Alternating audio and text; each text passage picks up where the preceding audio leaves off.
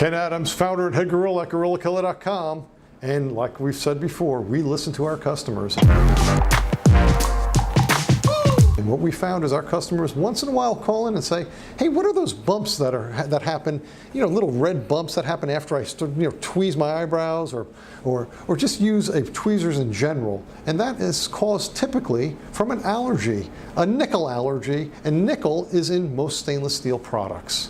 And it's not uncommon, but we've addressed that problem. We've come out with a tweezers that's not hypoallergenic, meaning low allergy, but it's allergy-free. It's made out of titanium. Titanium has no allergies that are associated with it.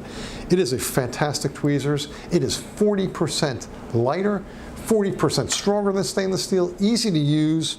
It is a fantastic tweezers. For those of you who are affected by any kind of contact dermatitis caused by nickel allergies, this is the one and only tweezers for you, and it's a lifetime tweezers.